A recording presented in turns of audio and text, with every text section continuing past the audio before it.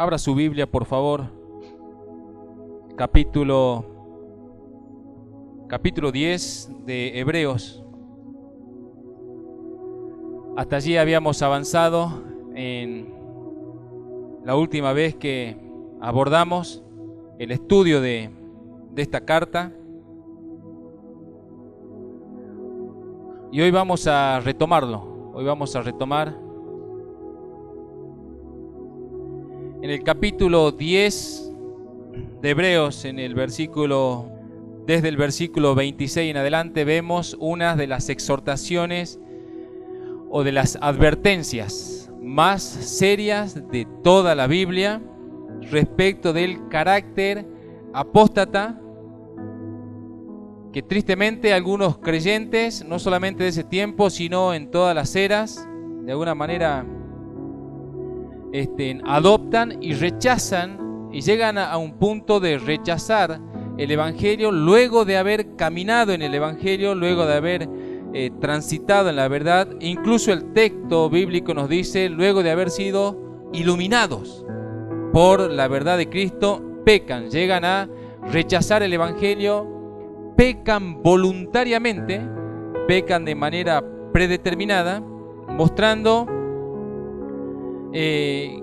como un rechazo directo hacia Cristo, una rebeldía, una posición muy hostil. Y la advertencia seria que nos hace el Espíritu Santo en esta carta es que los que tales o lo que tal hacen, básicamente ya no tienen esperanza, sus pecados no podrán ser expiados nunca más, lo que implica que morirán en sus pecados. Y eso es algo tremendamente terrorífico, hermanos, para quienes entendemos, como dice el texto, horrenda cosa es caer en manos del Dios vivo. Desde el versículo 26 dice, ya no queda más los que hacen tal cosa, ya no les queda más sacrificio por los pecados, sino una horrenda expectación de juicio y de hervor de fuego que ha de devorar a los adversarios. Salteando un versículo, a partir del 29 dice, ¿cuánto mayor castigo piensan que merecerá el que pisoteare al Hijo de Dios y tuviere por inmunda la sangre del pacto en el cual fue santificado e hiciere afrenta o hiciere burla al Espíritu de gracia? Puesto que conocemos al que dijo, mía es la venganza, yo daré el pago, dice el Señor, como diciendo, yo me voy a defender solo cuando alguien blasfemare contra mi Espíritu Santo. Y otra vez el Señor juzgará a su pueblo. Horrenda cosa es caer en manos de Dios vivo. Y es una de las advertencias más serias que se encuentra en toda la Biblia.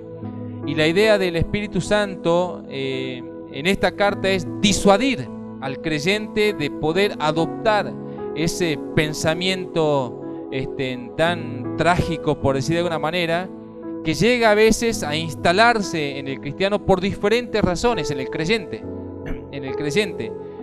circunstancias que lo llevan ya sea a estar defraudado de la congregación, defraudado de algún hermano, donde empieza de alguna manera a instalarse la idea de apartarse.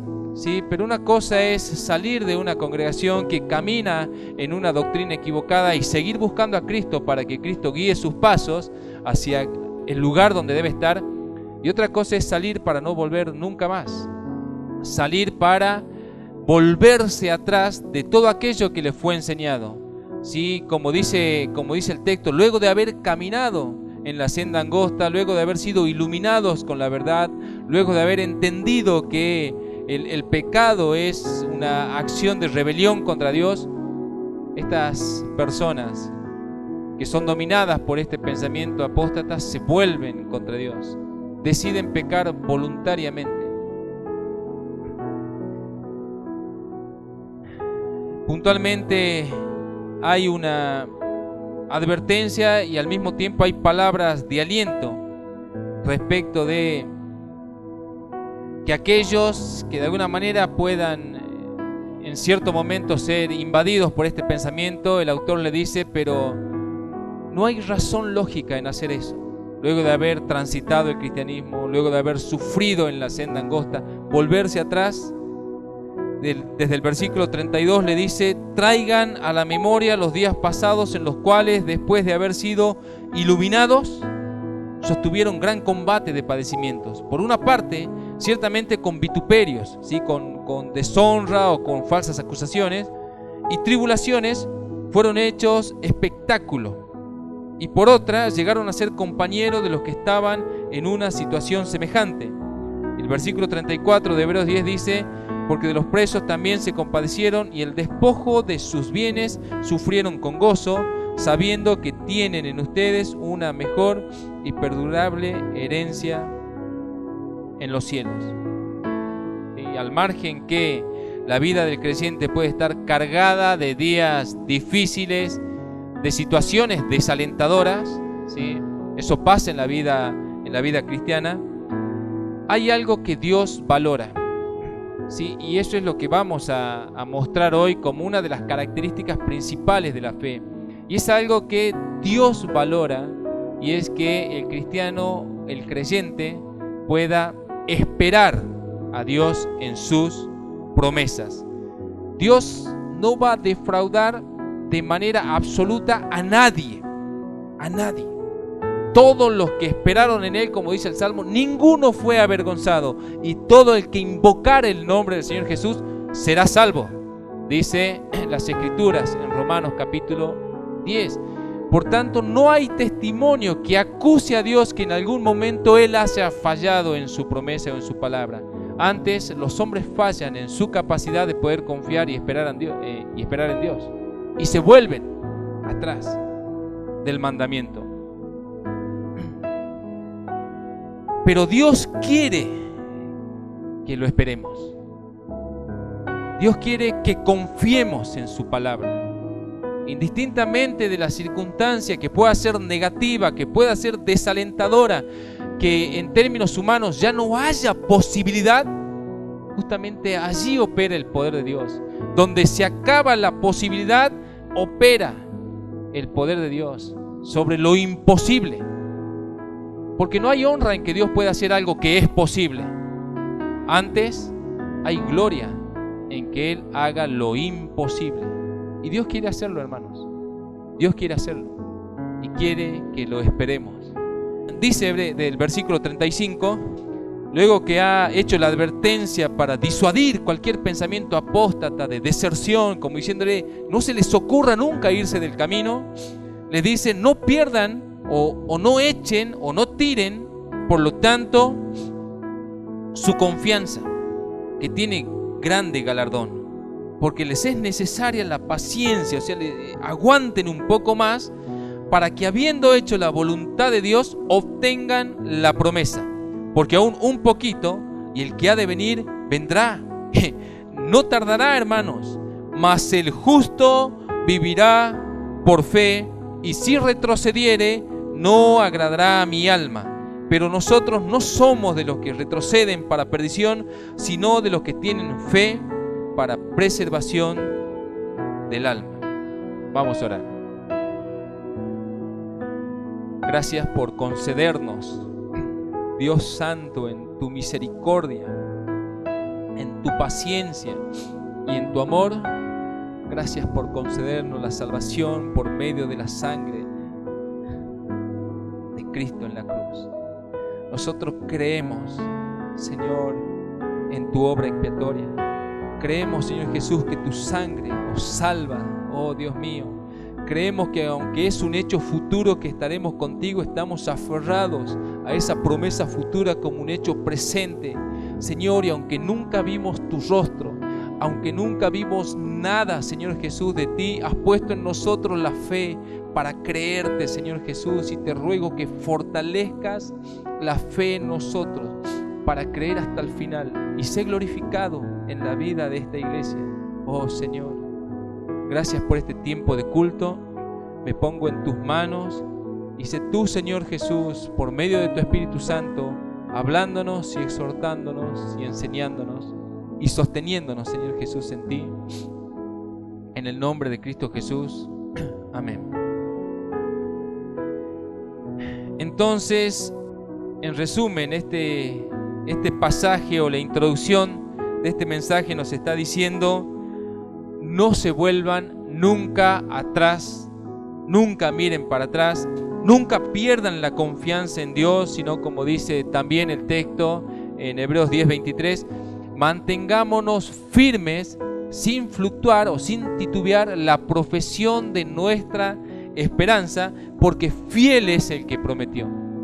¿Sí? No estemos titubeando un día sí, un día no, de acá para allá, sino dice: manténgase firmes en la esperanza.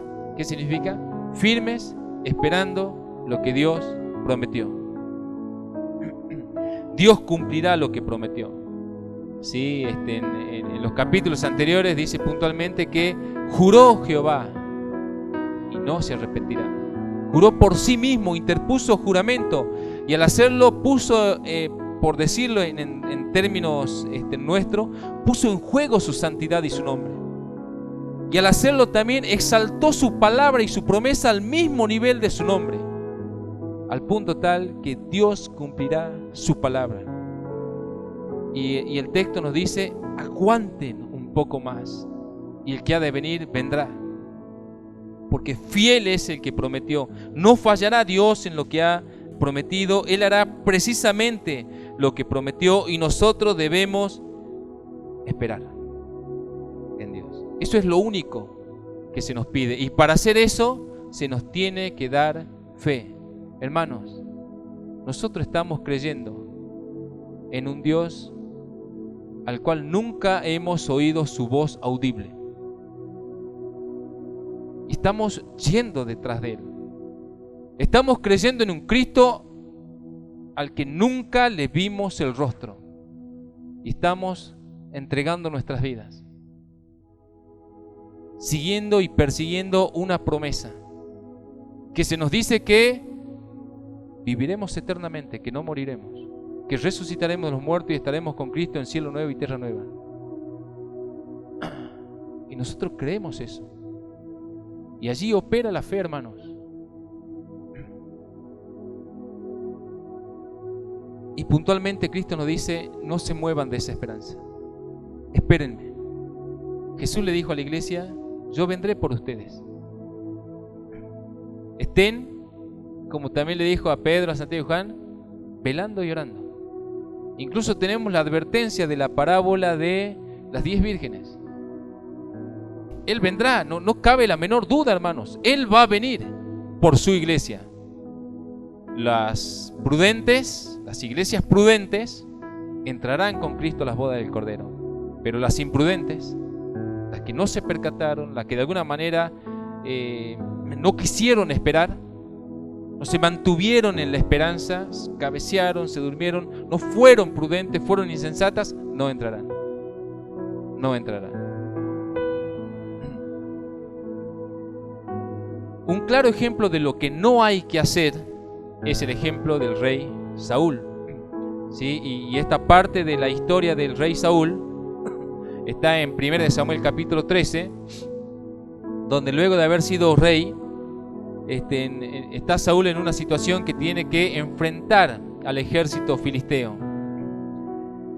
Y la situación es apremiante, es negativa para Saúl. Saúl tiene un ejército que le está desertando y cada vez le quedan menos personas. ¿Por qué? Porque va a enfrentar al ejército filisteo, que tiene 30.000 carros armados para la guerra, tiene 6.000 jinetes preparados para la guerra y tiene una infantería, dice el texto, numerosa como la arena del mar. Y está Saúl del otro lado con un ejército débil, que no tienen espada, porque dice que en ese tiempo los filisteos le habían quitado todas las espadas a los hebreos.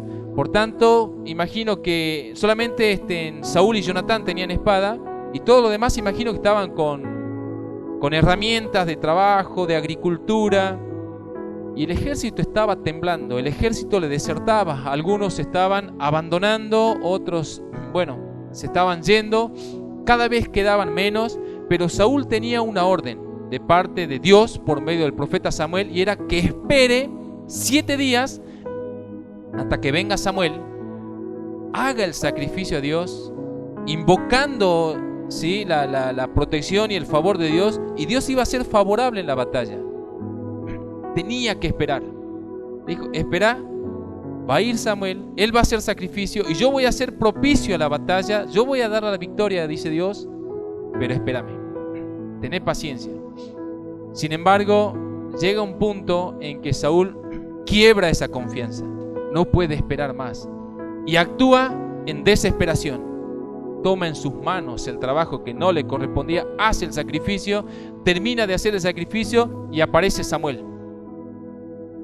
Y todo lo que había hecho Saúl, Samuel dice, locamente has hecho, locamente has actuado. Por causa de lo que tú hiciste, por causa de no haber esperado, por causa de no haber confiado en Dios, Dios se ha buscado un varón y la corona no se te quedará en tu cabeza. Y de alguna manera la falta de confianza a Saúl le costó la corona. La falta de confianza le costó la... Actuó en desesperación y esa desesperación para Dios fue actuar en locura. Actuar como un loco, diciendo, ¿qué hiciste? Simplemente tenías que esperar. Y uno dice, pero Dios, el ejército es como... De ellos es como la arena del mar. 30.000 carros armados, 6.000 jinetes adiestrados. Y yo tengo 600 hombres que están temblando. ¿Y qué? Dios dice, tenías que esperar nada más. Yo voy a dar la victoria, dice el Señor. No depende de tu ejército, de tu espada, de tus palos, de tus discos de arado. Era esperar nada más. Busque conmigo 1 Samuel 13:13. Puntualmente dice, entonces Samuel dijo a Saúl, locamente has hecho, no guardaste el mandamiento de Jehová tu Dios que él te había ordenado, pues ahora Jehová hubiera confirmado tu reino sobre Israel para siempre, mas ahora tu reino no será duradero. Jehová se ha buscado un varón conforme a su corazón, el cual Jehová ha designado para que sea príncipe sobre su pueblo, por cuanto tú no has guardado lo que Jehová te mandó. Miren lo que le costó a Saúl el no esperar a Dios, el no confiar en Dios. Y es obvio que Dios, cuando dio su palabra, espera que su pueblo la crea y que esperen su palabra. Hermanos, ahora Pablo nos escribe a través de la carta, la primera carta a los Corintios, que nosotros corremos por una corona, no una corona corruptible, sino una corona incorruptible. Pero no venga a ser que esa corona, hermanos, por nuestra falta de confianza nos sea arrebatada y no sea puesta sobre nuestras cabezas. A Saúl le costó la corona su desconfianza o su falta de confianza, su falta de fe. Y somos exhortados por medio de este pasaje a no perder la confianza que tiene grande galardón. Entonces la advertencia aquí es: tengan cuidado, hermanos. Como dice el versículo 38 de Hebreos 10, que para mí es el versículo clave aquí, dice que el justo vivirá por fe. Bien. Y si retrocediere, no agradará a mi alma. ¿Sí? El justo vivirá por fe. Entonces, ¿cuáles son las características de la fe? ¿Cómo se desarrolla realmente la fe en la vida cristiana? Bueno, y a partir de allí es que nos sumergimos en el capítulo 11 de Hebreos, un capítulo muy rico en su contenido, con muchos ejemplos.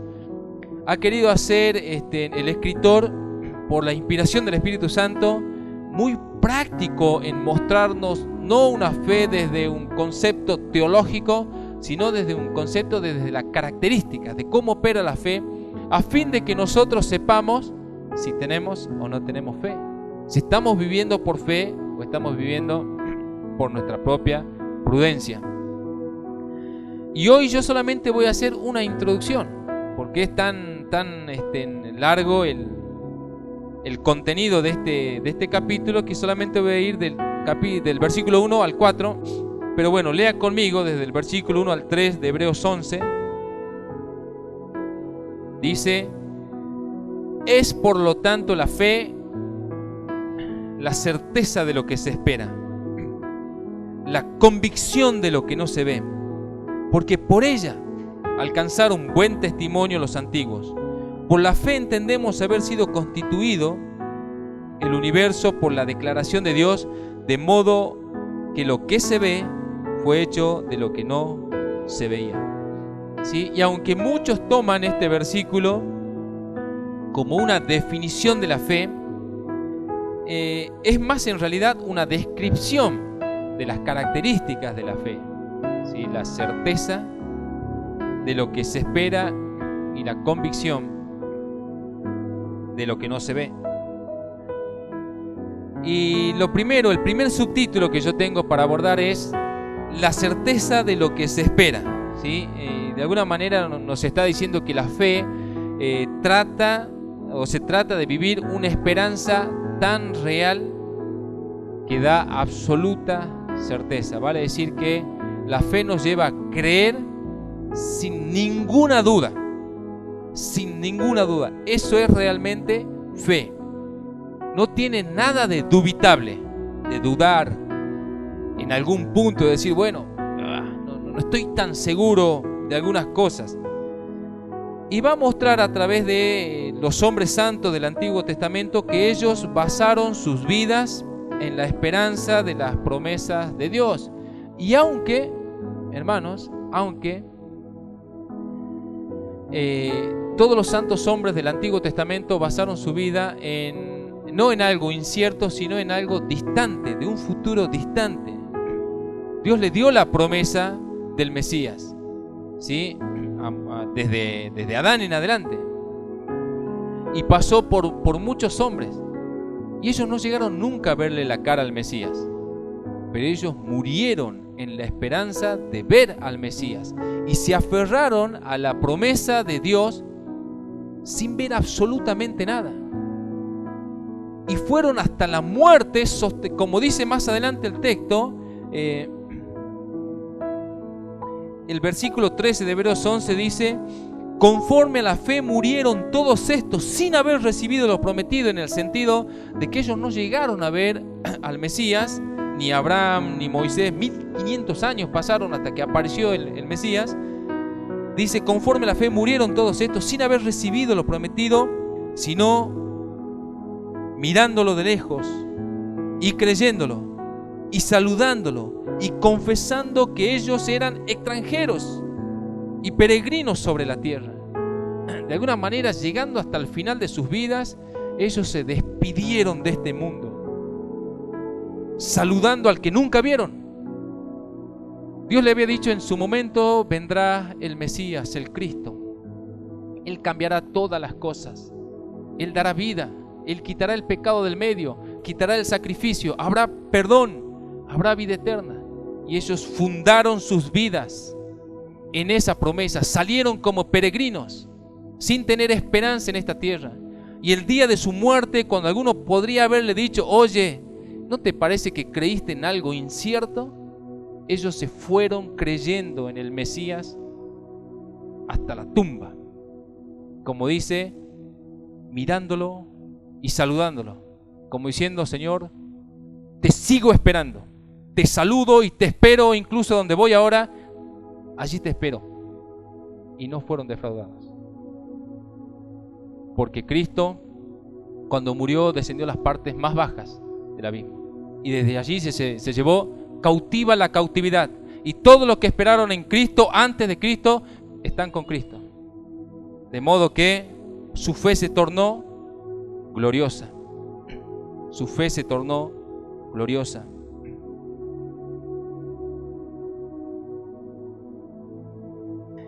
La fe para el mundo es locura, ¿sí? Es algo loco. ¿Por qué? Porque el mundo basa su confianza a través de sus 5 sentidos. El mundo dice ver para creer.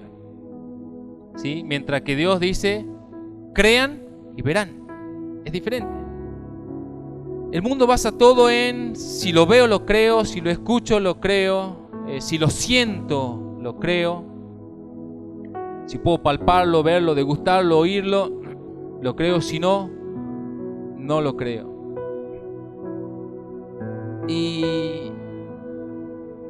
Pero la fe va más allá de eso, ¿sí? La fe no es algo que está basado en los escasos sentidos humanos del hombre, sino en el poder de Dios.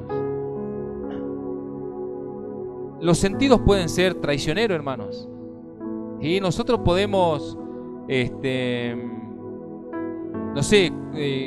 comer una comida que tenga buen aroma, que incluso tenga buen sabor, que tenga buen color, o sea, que sea atractivo, atractivo para los ojos, y codiciable, como era el fruto para alcanzar sabiduría. Que sea codiciable, que sea atractivo para los ojos, que tenga buen aroma con el olfato, que tenga buen sabor con el paladar, y uno puede comerla, pero puede ser veneno, hermanos.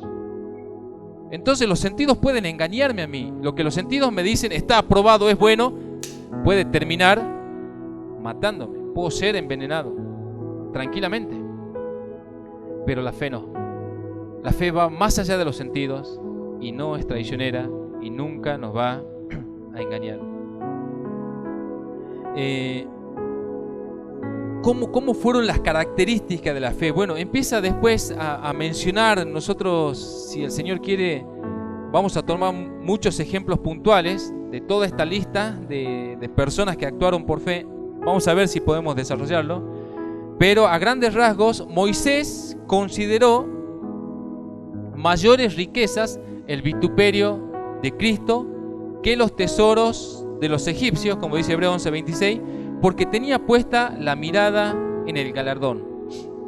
O sea, Moisés está renunciando a todas las riquezas y al confort del palacio de Faraón, a todas las cosas materiales que se le ofrecieron, que él podía tocar, palpar, era algo seguro, y está cambiando todo por un Cristo que él nunca vio, que no caminó en la tierra sino 1400 años después. Y uno dice, Moisés, estás cambiando toda esa riqueza material segura, ¿sí? Porque lo estás viendo, lo estás palpando, podés disfrutarlo, por algo que no llegó en tu vida. No llegaste a verlo. Y dice, bueno, murió Moisés y a los 10 años apareció Cristo, y uno dice, bueno, llegó un poco tarde, pero llegó. No, 1400 años después se manifiesta Cristo.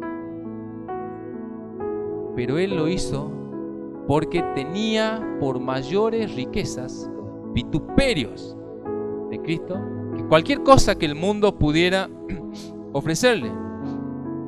Y no fue defraudado. Sadrac, Mesac, Abednego, los amigos del profeta Daniel, se enfrentaron con la elección de obedecer a Nabucodonosor, un rey, un emperador, al que ellos estaban viendo, o obedecer a Dios, al que nunca habían visto. Obviamente obedecieron a Dios, al que nunca vieron. Y uno dice, ¿cómo es posible? Estás por ser castigado en un horno de fuego por un Dios que vos nunca escuchaste la voz, que solamente tenés el testimonio que habló en cierto momento, que los sacó a ustedes de Egipto. Y de verdad, sí, eso es la fe, hermanos. Es locura para el hombre. Algo importante anotar cuando se nos dice certeza, cuando se nos dice la certeza de lo que se espera, nosotros tenemos certeza como algo abstracto. Y de hecho lo es, digamos, es algo que podemos palpar, la certeza, es algo que trabaja en nuestro interior. Pero curiosamente, certeza del vocablo griego hypostasis o hypostasis, y se traduce también como sustancia, o sea que nos está hablando de la certeza como algo firme, como algo sólido, como algo estable, no algo incierto. Podemos decir que la fe es la convicción más sólida posible. Fue por ello, hermanos, que los santos del Antiguo Testamento se aferraron a la fe y vivieron vidas extraordinaria, que significa fuera del orden común de las vidas. Y están aquí, hermanos, escritos sus nombres por algo, porque tuvieron fe. Porque tuvieron fe. Y la fe los llevó a vivir vidas extraordinarias.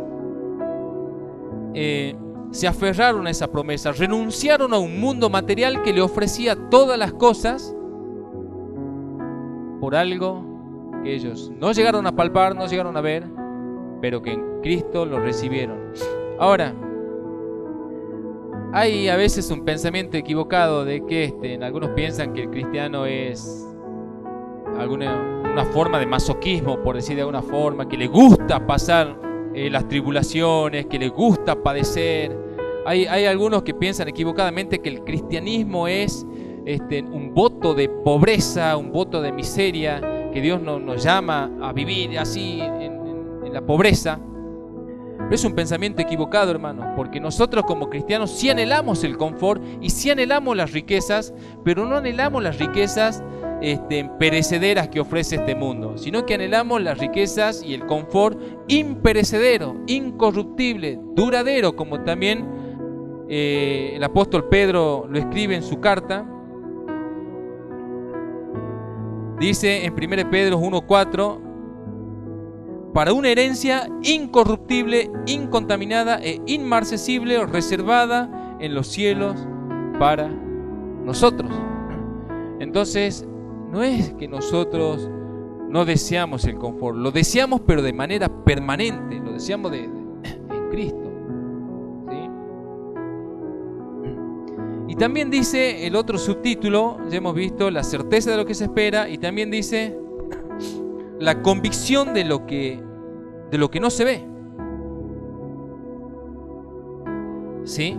La convicción de lo que no se ve.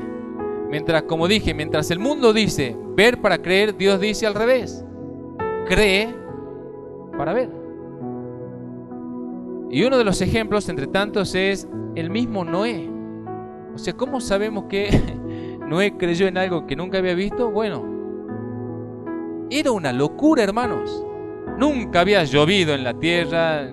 Que te digan que no solamente va a llover, que sino cataratas de los cielos va a caer agua del cielo, que todos van a morir. Y de repente tomarte 100 años de tu vida para construir un cajón gigante donde los animales van a entrar, desde el punto de vista humano, es una locura, es algo raro. Se volvió loco. Pero bueno, pero Noé creyó. Noé creyó lo que Dios le dijo, como dice, tuvo convicción en algo que nunca vio.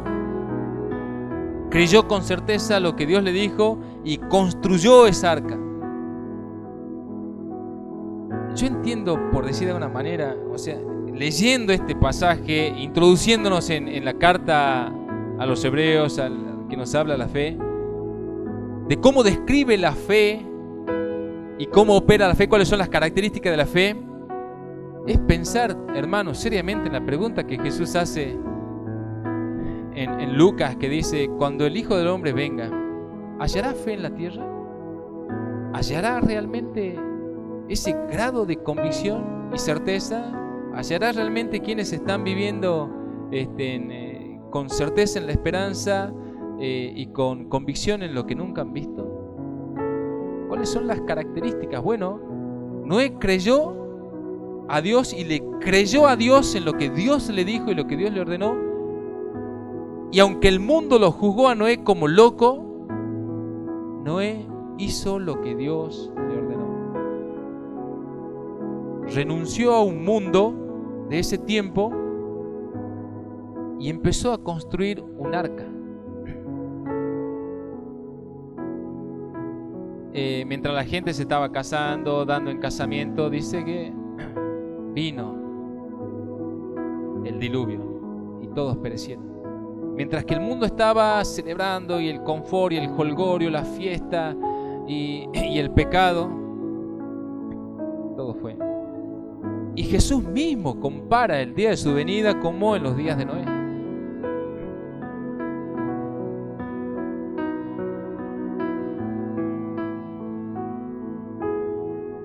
¿Qué es la fe? ¿Cómo opera? Bueno, en resumen, Dios la da. Es un don de Dios. Como dice Efesios 2:8, porque por gracia sois salvos por medio de la fe, y esto no es de ustedes, pues es don de Dios. ¿Sí? No hay capacidad en el hombre para creer en Dios. Dios tiene que dar fe, y esa fe va a llevar al hombre a creer en Dios. Fue por causa de esta fe que Dios puso en los santos del Antiguo Testamento que ellos alcanzaron, como dice, buen testimonio, solamente por causa de la fe que Dios puso. Y esto es importante también notarlo. La fe, la vida piadosa de fe en el creyente tiene que generar también ese impacto o ese testimonio, de dejar un precedente de que Dios está operando. No somos, hermanos, no somos llamados a vivir como el común de la gente, tenemos que saberlo. Somos parte de un reino diferente. Tenemos diferentes costumbres, diferentes leyes, diferentes espíritus, diferente corazón.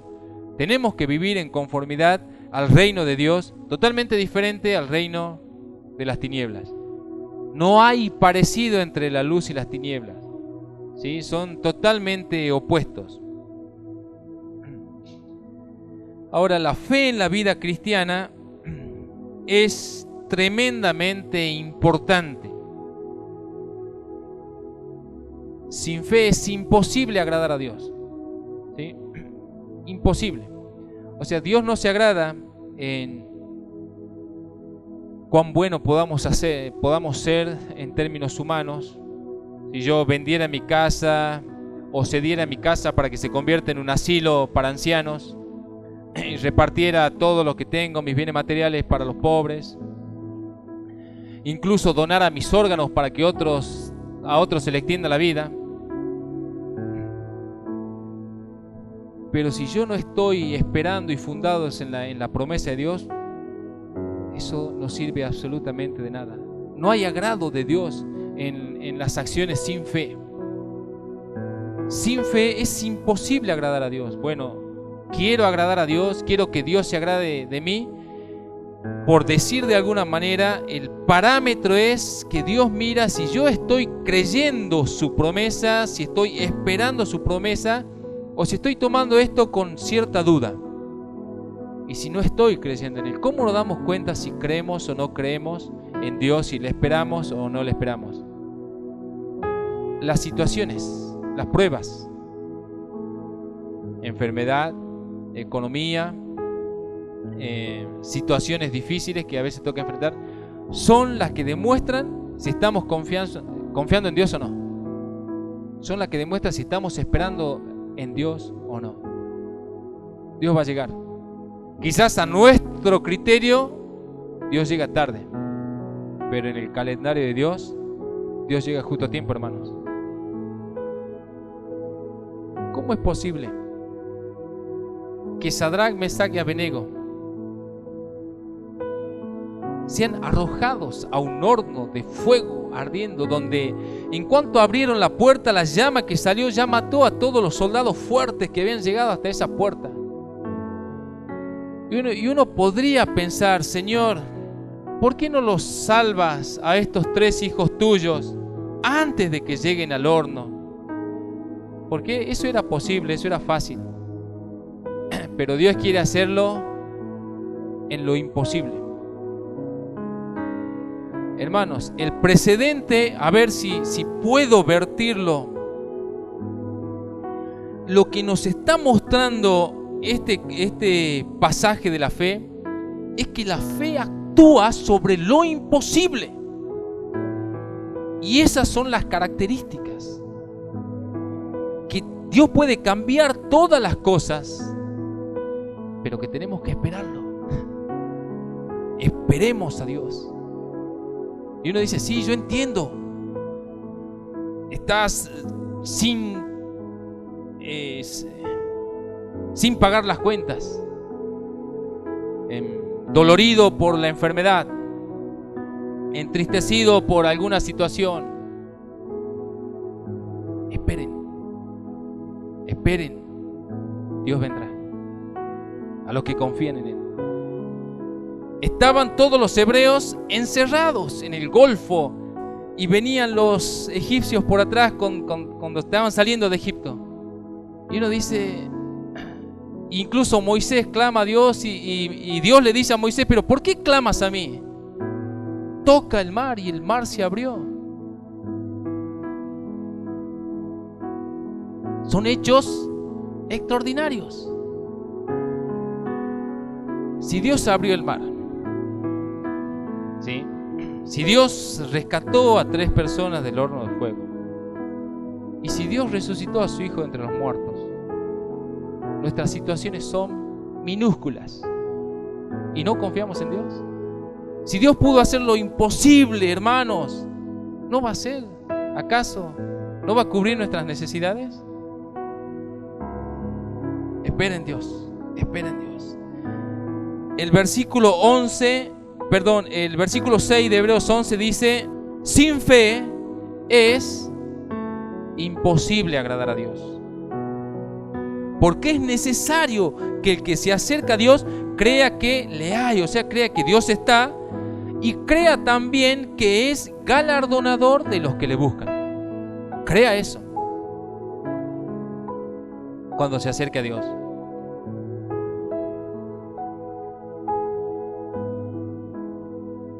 Hermanos,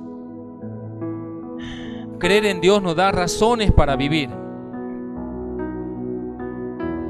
Y creer en Dios nos da razones para morir. Hay razones para vivir en Dios por fe y hay razones para morir en Dios por fe. Esteban, rodeado ya de sus verdugos, por decir de alguna manera, estando allí rodeado, tenía completa paz. Él tenía razones para vivir que estaban fundamentadas en Cristo y vivió para Cristo. Y él tenía razones para morir ese día, que también estaban fundadas en Cristo. Estando allí, levantó los ojos al cielo y les dijo a todos: he aquí yo veo los cielos abiertos y veo a Cristo, al Hijo de Dios, sentado a la derecha. Y murió en completa paz. Fue apedreado y él murió en completa paz. Bueno, la mejor idea de poder definir la fe es por medio de lo que la fe hace, de las características de la fe.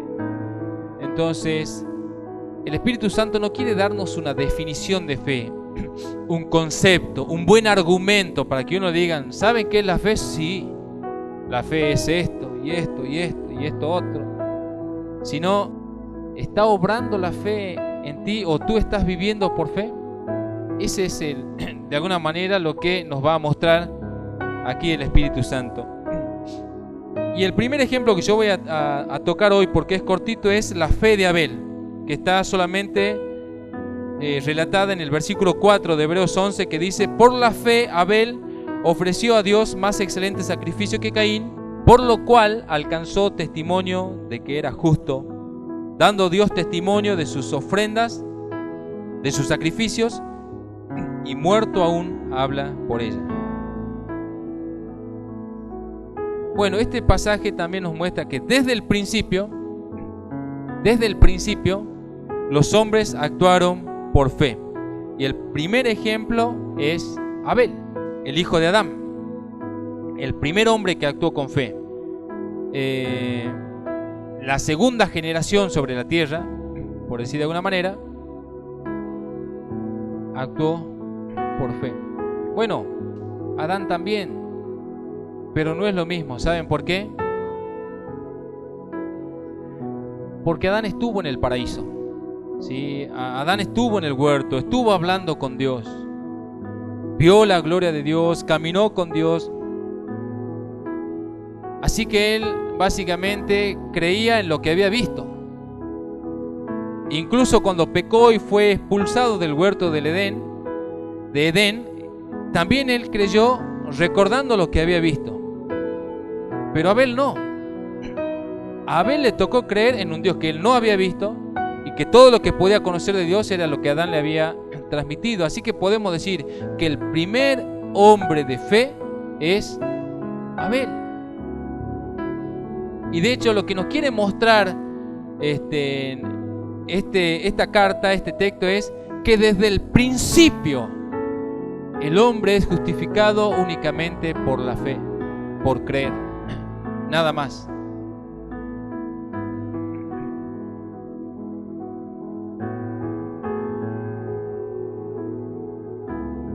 Dice, por la fe Abel ofreció a Dios, ¿sí? Por la fe Abel ofreció a Dios más excelente sacrificio que Caín, por lo cual alcanzó testimonio de que era justo, porque creyó, dando Dios testimonio de sus ofrendas, y muerto aún habla por ella. Y se puede ver esta expresión de muerto aún habla por ella de muchas maneras, y yo quiero darle un sentido práctico, porque de alguna manera la vida de Abel y la muerte de Abel nos sigue hablando hasta el día de hoy. Aquel que vivió en la primera era, en el primer siglo, nos está hablando hoy, en pleno siglo XXI, y nos está diciendo que la única manera de ser justificados y alcanzar justicia es creyéndole a Dios. Y va a dar, y acá hay un contraste entre una persona que creyó y una persona que no creyó, que es Caín. En Génesis 3, solamente en 3 versículos se retrata lo que pasó. Génesis 4, versículos 3 al 5 dice: y sucedió que, transcurriendo el tiempo, que Caín trajo del fruto de la tierra una ofrenda a Jehová, y Abel trajo también de los primogénitos de sus ovejas, de lo más gordo de ellas. Y miró Jehová con agrado a Abel y a su ofrenda, pero no miró con agrado a Caín y a su ofrenda. Bueno, y aquí alguien actuó con fe y otro no actuó con fe. Los dos trajeron ofrenda. Y a veces yo he pensado en este texto, ¿cómo es que, Señor, te agradó que se derrame sangre a través de un sacrificio y no te agradó lo que te trajo Caín de la tierra? ¿Qué? ¿Era un concurso de ofrenda? A ver quién traía la mejor ofrenda, y a Dios le gustó más la ofrenda de Abel. Si pensamos así, es ver a Dios como alguien arbitrario que está diciendo, bueno, me gusta este no. Pero si puntualmente Pablo escribe en su carta a los romanos que la fe es por el oír, y el oír por la palabra de Dios, nos está diciendo que para actuar con fe tiene que haber oído el mandamiento de Dios. ¿Y a qué me refiero? Que no estaba en decisión de los hombres cómo acercarse a Dios, sino que Dios también había instruido puntualmente, ya sea a Adán, a Caín y a Abel, cómo acercarse a Dios, y que era solamente por medio del sacrificio de sangre, que no había otra manera para acercarse a Dios, sino expiando los pecados con derramamiento de sangre para acercarse a Dios. Podemos presuponer, sin temor a equivocarnos, que los dos sabían exactamente cómo acercarse a Dios. Caín y Abel sabían que la única manera de acercarse a Dios era por medio del derramamiento de sangre, ofreciendo un animal. Abel obedeció y Caín no obedeció. Caín quiso encontrar una alternativa para acercarse a Dios, y Caín es caratulado en el Nuevo Testamento como el hijo del maligno, que él quiso establecer una propia manera de acercarse a Dios. Hermanos, tenemos que tener cuidado. ¿Saben por qué? Porque nosotros somos propensos a querer acercarnos a Dios de acuerdo a nuestros términos, a nuestras condiciones, ¿sí? Y hacer tal cosa es no actuar por fe, porque acá Dios se agradó de Abel porque Abel actuó por fe, creyó lo que Dios le dijo y se acercó a Dios expiando sus pecados. Se encontró tan incapaz de acercarse a Dios que de alguna manera fue instruido por Dios para hacer el sacrificio. De hecho, el primer sacrificio en cierto sentido fue el que hizo Dios para quitarle las pieles a unos animales y podérsela a Adán y a Eva. Pero el segundo sacrificio, o el primero hecho por los hombres, el primer sacrificio en la historia hecho por los hombres, es el de Abel. Un sacrificio para una persona. Después se nos presenta el Cordero Pascual, un sacrificio para una familia. Después se nos presenta el Yom Kippur, un sacrificio para una nación. Y finalmente se nos presenta a Cristo, un sacrificio que quita el pecado del mundo.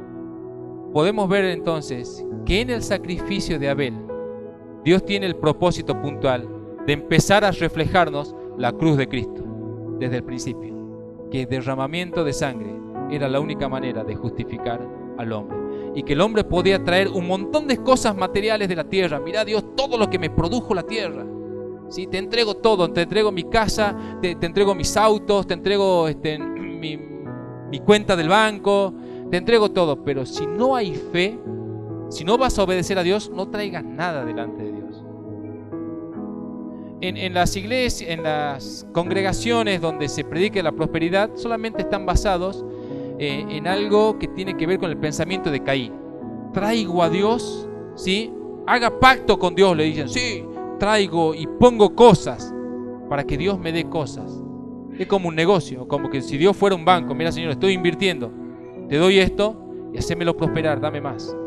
Bueno, ese es el pensamiento de Caín. Dice puntualmente que el texto, que después que Caín fue rechazado, ¿en quién se convirtió? En el peor asesino de la tierra. Y de hecho tenía una marca ahí, y de parte de él salió toda la generación de las personas malas del mundo.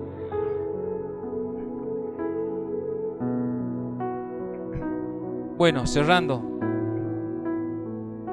fue por causa de su obediencia y fe que Abel alcanzó testimonio de que era justo. Alcanzó justicia porque creyó a lo que Dios le dijo e hizo caso. Bueno, la fe trabaja en la obediencia. La manera en que tenemos de identificar si tenemos fe es si estamos obedeciendo a Dios de la manera. ¿Y cómo nos damos cuenta que obedecemos a Dios? Porque la obediencia produce obras. Produce obras. Como dice Santiago 2:4, hermanos míos, ¿de qué aprovechará si alguno dice que tiene fe y no tiene obras? ¿Podrá la fe salvarle? Y si un hermano o una hermana están desnudos y tienen necesidad de mantenimiento de cada día, y algunos de ustedes le dicen, anda en paz, voy a orar por vos en la casa, caliéntate y sáciate, estate tranquilo, pero no le dan las cosas que son necesarias para el cuerpo, ¿de qué aprovecha? Así también la fe, si no tiene obras, es muerta en sí misma. Pero algunos dirán, tú tienes fe y yo tengo obras. Muéstrame tu fe sin tus obras y yo te mostraré mi fe por mis obras. ¿Tú crees que Dios es uno? Bueno, también los demonios creen eso. Entonces, hermanos, la fe va más allá. Está basada en la obediencia, y la obediencia produce frutos. Frutos de justicia, frutos apacibles. En conclusión, esta es solamente la introducción de este capítulo tan rico en su contenido, pero lo que hoy al menos quiero destacar o que se lleven es pensar primero: cuando el Señor venga, ¿hallará fe en la tierra? ¿Hallará esa fe definida por esas características? Me gustó esta expresión que la leí de un libro que dice: la fe comienza donde terminan las posibilidades. Si algo es posible, no hay gloria para Dios en aquello, porque Dios se glorifica en lo imposible y tenemos que creer eso. Busque conmigo Salmo 42:5.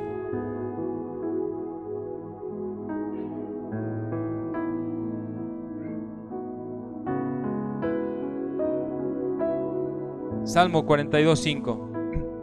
¿Por qué te abates, oh alma mía, y te turbas, te atormentas, te agobias dentro de mí? Espera en Dios, porque aún he de alabarle, salvación mía y Dios mío. Y pasemos al Salmo 37:5. Salmo 37:5. Encomienda a Jehová tu camino y confía en Él, y Él hará. Exhibirá tu justicia como la luz y tu derecho como el mediodía. Guarda silencio ante Jehová y espera en él. No te alteres con motivo del que prospera en su camino, porque el hombre que hace maldades. Deja la ira y desecha el enojo. No te excites en gran manera o en manera alguna a hacer lo malo, porque los malignos serán destruidos, pero los que esperan en Jehová, ellos heredarán la tierra. Mientras que la carne nos grita, hagan algo por su vida, no se estén quietos, fíjense de salvarse. La fe nos dice, espera en Dios y espera en sus promesas, porque Dios no ha defraudado a nadie. Ningún padre humano va a dejar que su hijo quede abandonado. Ningún animal incluso hace eso. Dios no va a defraudar a nadie. Dios va a obrar su justicia en todo aquel que invoque su nombre. Porque como dice el texto, todo aquel que invocare el nombre de Cristo, hermano, será salvo. Será salvo. Entonces, esperemos en Dios y actuemos con fe. La paz del Señor.